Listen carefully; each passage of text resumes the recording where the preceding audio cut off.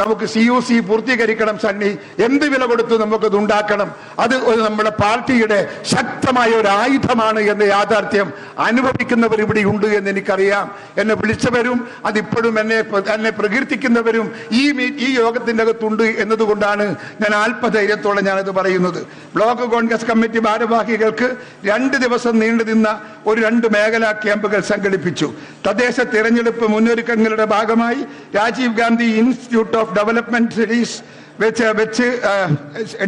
ഓഫീസിൽ വെച്ച് സ്റ്റഡീസിൽ വെച്ച് ദ്വിദിന പഞ്ചായത്ത് രാജ് പരിശീലനം തിരഞ്ഞെടുക്കപ്പെട്ട 200-ൽ പരം പ്രവർത്തകന്മാർക്ക് നമ്മൾ നൽകി കഴിഞ്ഞു.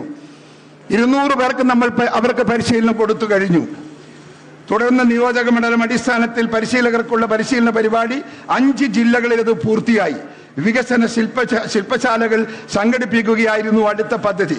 വോട്ടർ പട്ടിക പ്രവർത്തനങ്ങൾ പരിശീലിപ്പിക്കുന്നതിന് വേണ്ടി BLA-മാരെയും വാർഡ് പ്രസിഡന്റുമാരെയും പരിശീലിപ്പിക്കുന്നതിനായി 282 ബ്ലോക്കുകളിൽ നിന്ന് തിരഞ്ഞെടുക്കപ്പെട്ട മാസ്റ്റർ ട്രെയിനർമാരുടെ ഏകദിന സംസ്ഥാന പരിശീലന പരിപാടി KPCC-യിൽ നടന്നു.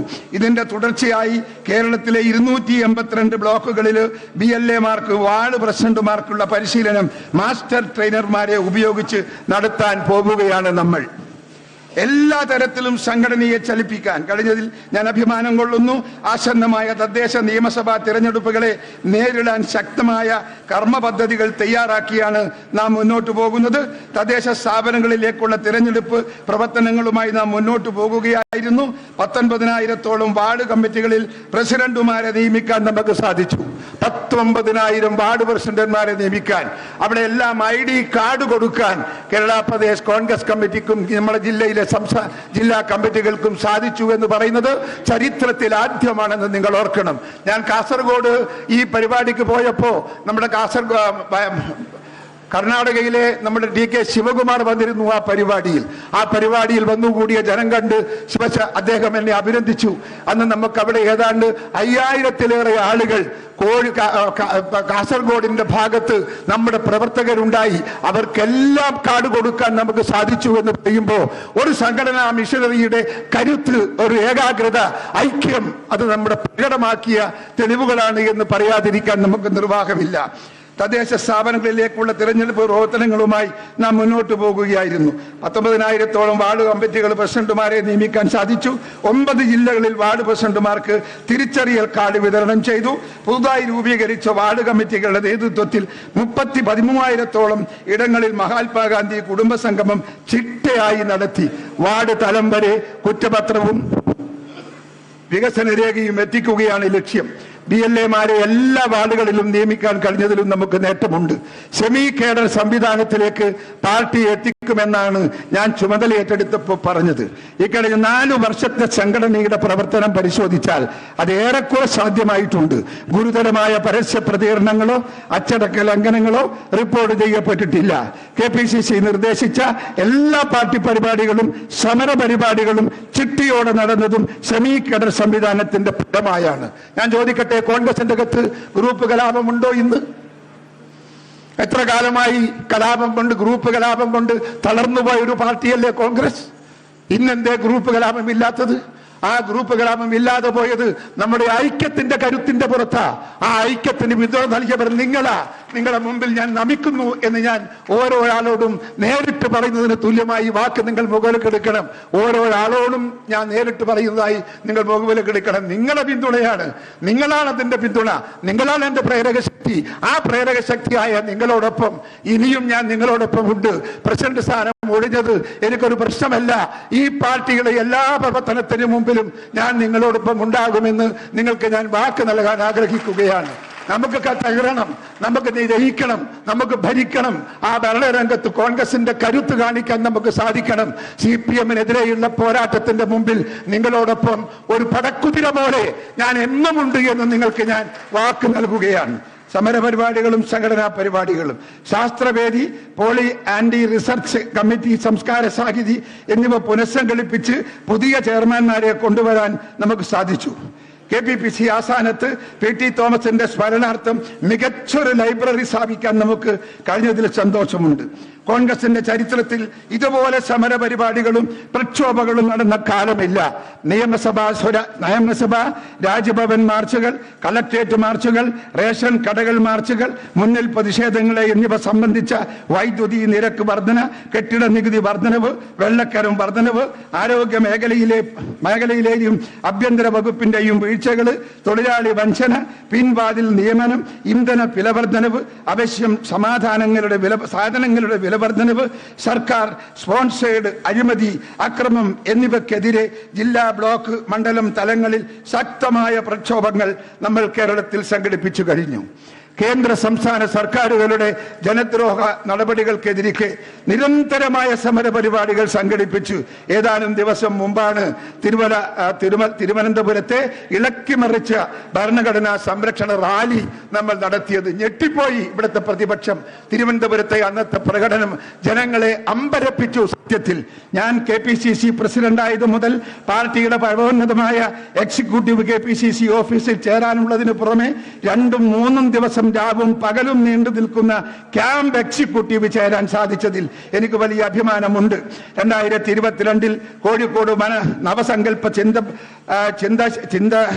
ചിന്തൻ ശിബിർ സംഘടിപ്പിച്ചത് സംഘടനാ പ്രവർത്തനത്തിന് ദിശാബോധം നൽകാൻ സാധിച്ചു.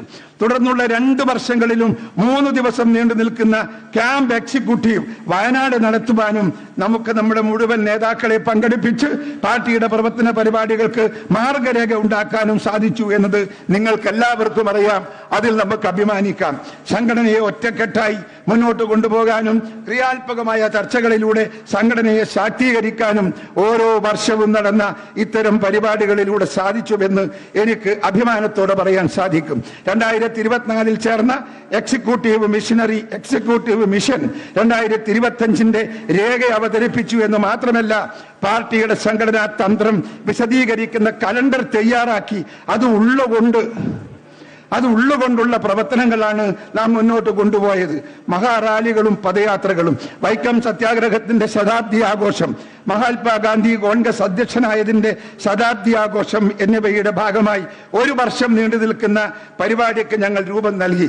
AICC അധ്യക്ഷൻ മല്ലികാർജുൻ ഖാർഗെയെ പങ്കെടുപ്പിച്ച് വൈക്കം സത്യാഗ്രഹ ശതാബ്ദി ആഘോഷത്തിന് തുടക്കം കുറിക്കുകയും അതിന്റെ ഭാഗമായി 5 മേഖലാ പദയാത്രകൾ സംഘടിപ്പിക്കുകയും ചെയ്തു. വൈക്കം സത്യാഗ്രഹ റാലിയിലെ 1 ലക്ഷം പേരാണ് പങ്കെടുത്തത്.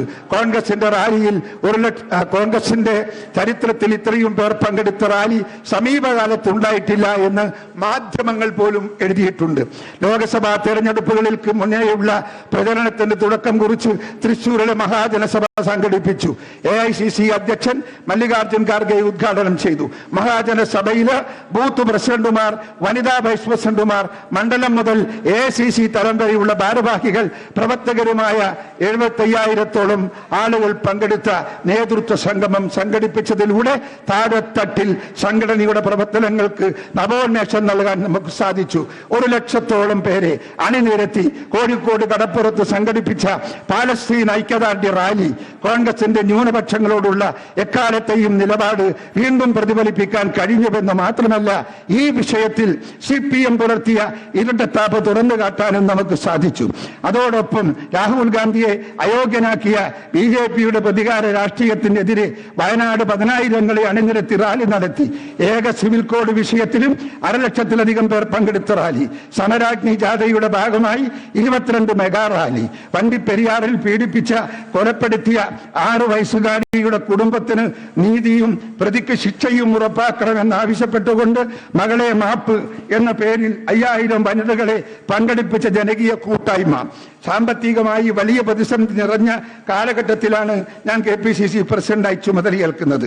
DCC പ്രസിഡന്റുമാരും KPCC ഭാരവാഹികളും അടങ്ങുന്ന എന്റെ ടീം വളരെ പ്രയാസപ്പെട്ടാണ് കഴിഞ്ഞ 4 വർഷക്കാലവും പ്രവർത്തിച്ചിട്ടുള്ളത് എന്നെനിക്കറിയാം. അവരോടുള്ള എന്റെ കടപ്പാട് ഞാൻ അറിയിക്കുന്നു. KPCC നടപ്പാക്കിയ നൂതനമായ ആശയമായിരുന്നു 137 ചലഞ്ച്. ക്രൗഡ് ഫണ്ടിംഗ് ആശയമായ ഈ പദ്ധതി കോൺഗ്രസിന്റെ ഓരോ ജന്മവാർഷികത്തിലും ജന്മസമ്മാനമായി പൊതുജനങ്ങളിൽ നിന്ന് ധനസമാഹരണം എന്ന ആശയത്തിന് വലിയ പിന്തുണയാണ് നമുക്ക് ലഭിച്ചത്. 137 ചലഞ്ച്, 138 ചലഞ്ച് എന്നീ പദ്ധതി ദേശീയ തലത്തിൽ തന്നെ ശ്രദ്ധയാകർഷിക്കുകയും പിന്നീട് AICC തന്നെ ആ പദ്ധതി ദേശീയ തലത്തിൽ നടപ്പാക്കിയതിൽ നമുക്ക് വളരെയേറെ അഭിമാനിക്കാനുണ്ട് എന്ന് നിങ്ങളെ ഞാൻ ഓർമ്മിപ്പിക്കുന്നു. ഇങ്ങനെ പൊതുജനങ്ങളിൽ നിന്ന് സമാഹരിച്ച തുക കൊണ്ടാണ് നമ്മൾ കഴിഞ്ഞ 4 വർഷത്തെ ഈ പ്രവർത്തനങ്ങളൊക്കെയും നടത്തിയത്. അതോടൊപ്പം നിയമസഭാ ഉപതെരഞ്ഞെടുപ്പുകളുടെ പ്രചരണത്തിലും സാമ്പത്തിക പിന്തുണ നൽകാൻ നമുക്ക് സാധിച്ചു. ഈ ഫണ്ടിൽ നിന്നായിരുന്നു. ഏറ്റവും അഭിമാനകരമായ കാര്യമായി ഞാൻ നോക്കിക്കാണുന്നത് നെയ്യാറിലെ 2 രാജീവ് ഗാന്ധി ഇൻസ്റ്റിറ്റ്യൂട്ട് 3.5 കോടിയോളം രൂപ വരുന്ന ബാങ്ക് കുടിശ്ശിക പൂർണ്ണമായി അടച്ചു തീർത്ത് ഇന്നൊരു രൂപ പോലും ബാധ്യതയില്ലാത്ത സ്ഥാപനമായി അത് മാറ്റി എന്നതിലാണ്. അതോടൊപ്പം സാമ്പത്തിക പ്രതിസന്ധിയിൽ പ്രവർത്തിക്കുന്ന ജയ് ഹിന്ദ് ചാനലിനെയും വീക്ഷണം പത്രത്തെയും പരമാവധി സഹായിക്കാൻ KPCCക്ക് സാധിച്ചിട്ടുണ്ട്. ദീർഘകാലമായി മുടങ്ങിക്കിടന്നിരുന്ന ലിഗഡ സ്മാരക മന്ദിരത്തിന്റെ നിർമ്മാണ പ്രവർത്തനം ആരംഭിക്കുവാൻ